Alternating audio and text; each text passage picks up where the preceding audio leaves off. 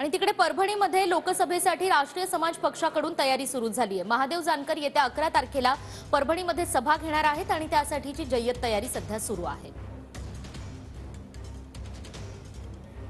निवडणुकीचं वातावरण आता तापलेलं आहे। परभणीत राष्ट्रीय समाज पक्षाकडून आज बैठक घेऊन येणाऱ्या 11 तारखेला महादेव जानकर यांची सभेचं आयोजन करण्यात आलेलं आहे। तर परभणी आणि म्हाडा या दोन लोकसभा निवडणूक महादेव जानकर लढणार असल्याची चर्चा आहे। याच बाबतीत आपण बातचीत करूया। म्हाडा जागा शरद पवारांकडून जानकरांना देऊ केलेली आहे आणि त्यात आता परभणीचाही तुम्ही दावा करतायत। नेमकं राष्ट्रीय समाज पक्ष महाविकास आघाडी सोबत जाणार का स्वबळावर लढणार येणाऱ्या दिवसात?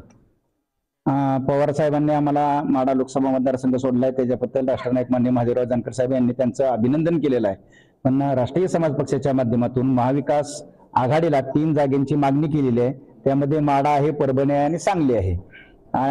त्या दृष्टिकोनातून जरी आमचा माढा लोकसभा मतदारसंघ हा त्यांनी देऊ केला असला तरी सुद्धा जी आमची मागणी आहे, आम्हाला 3 मतदारसंघ मिळाले पाहिजेत।